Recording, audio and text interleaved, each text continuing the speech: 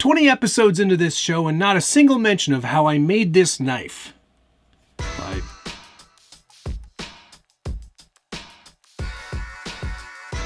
Welcome back to the Skilled Builders Guild. Thanks again for watching. It's episode 20 of What's on the Bench Weekly.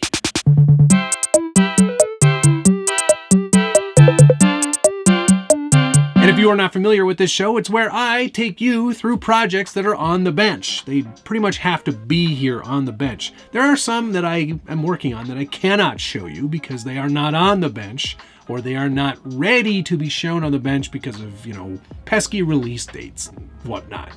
There, spoiler alert. There's new stuff coming. On this episode, a very quick one, hopefully. Probably won't be. Small stuff on the bench, specifically, first of all, the 1/18th scale Axial Capra.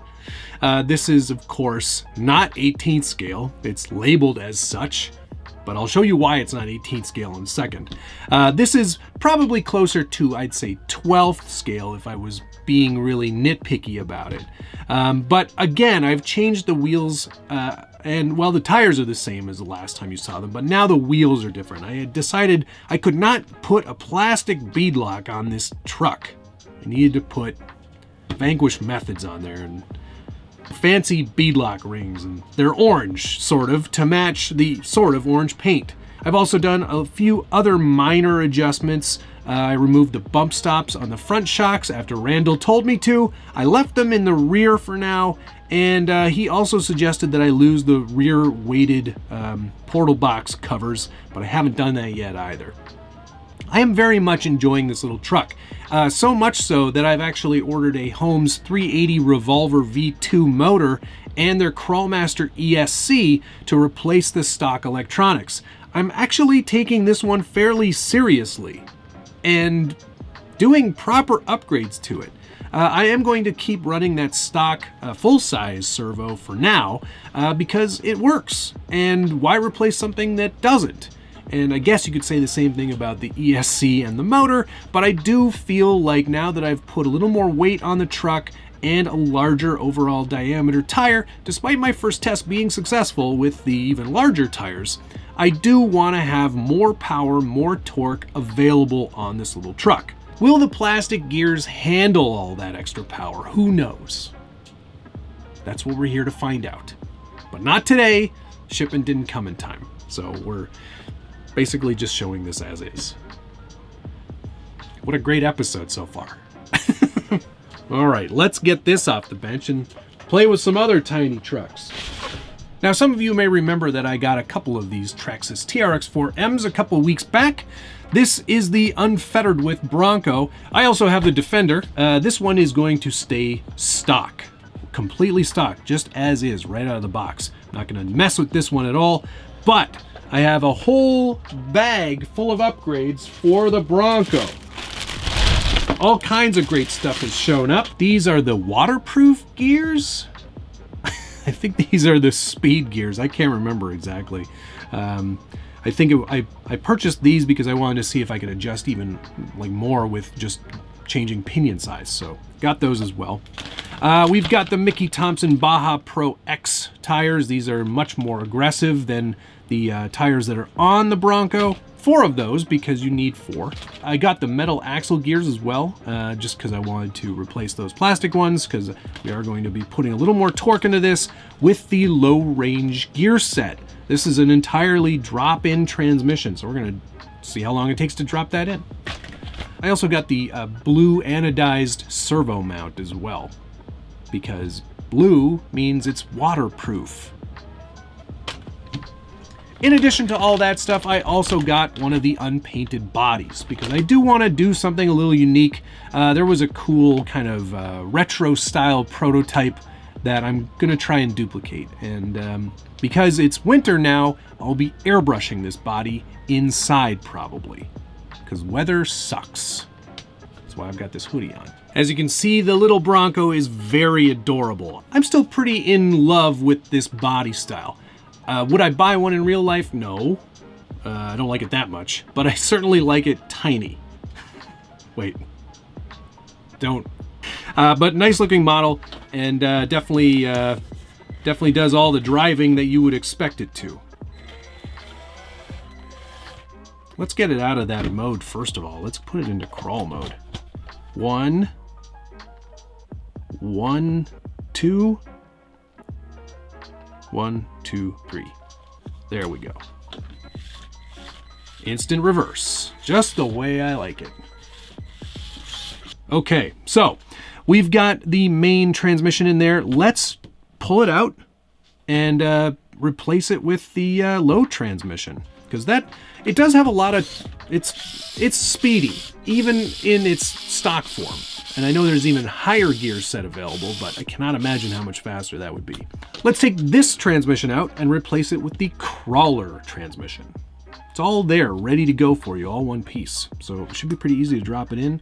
All we have to do is replace the drive shafts and 4 screws. Awesome. Let's do it. With hand tools. I'm not even going to turn the truck off. That's how confident I am in my ability. There's probably directions, but I haven't read them. Only 2 screws for that. 1, 2.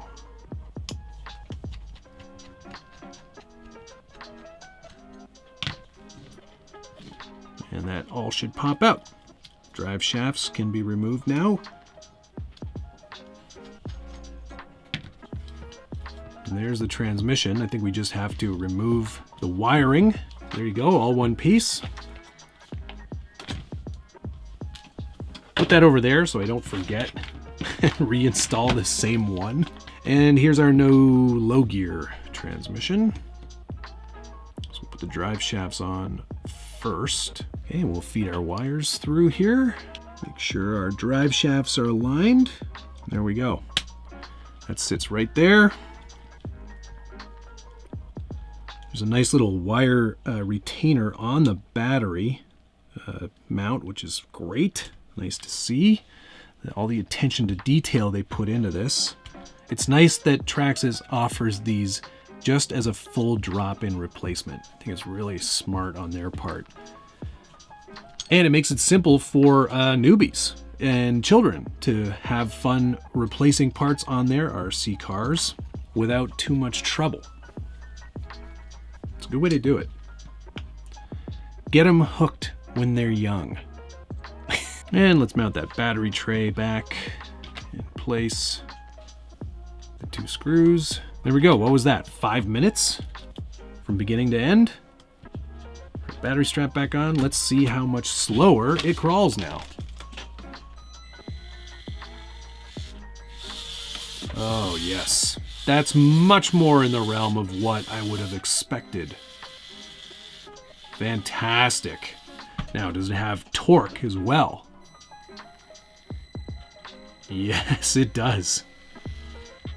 Wow, nice slow crawl. That's fantastic. Really easy to control. That is a worthwhile upgrade.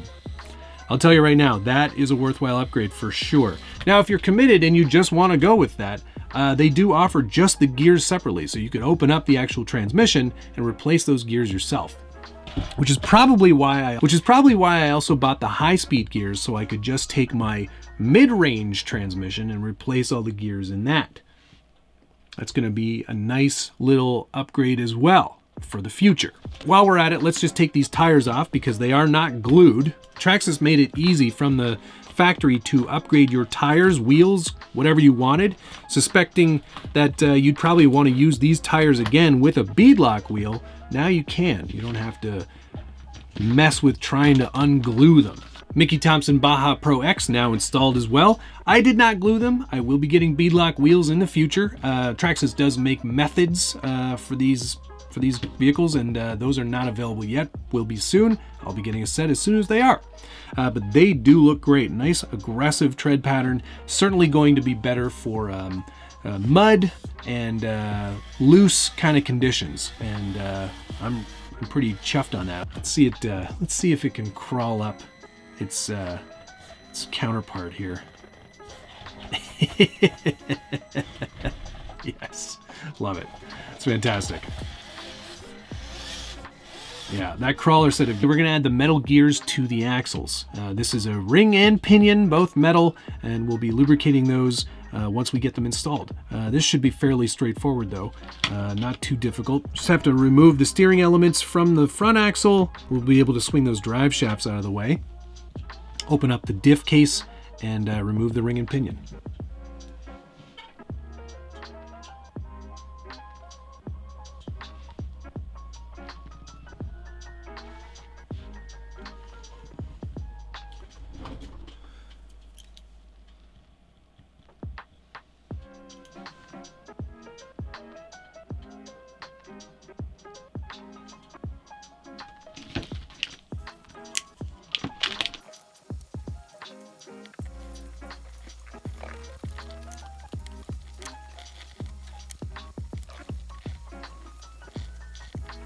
Why don't we add that anodized blue aluminum servo mount? That is a nice looking piece. Definitely going to be a lot less flexible than the plastic one, which should help aid in a tiny bit of accuracy with steering.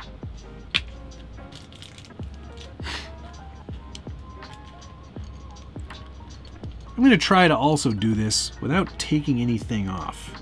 I think we can probably get to it. Yep. And now we'll just remove the servo from the existing plastic mount. This all uses 1.5 mil hardware, so you only need to have one wrench. Super handy. Okay, servo out, original out, now new one back in. Because this mount is aluminum, Traxxas includes a threaded nylock nut and 2 thread-locked screws to reattach your servo. Okay, that's attached. And now just reattach the drag link to the steering servo arm, and we are done. There's nothing more satisfying than that right there. Amazing.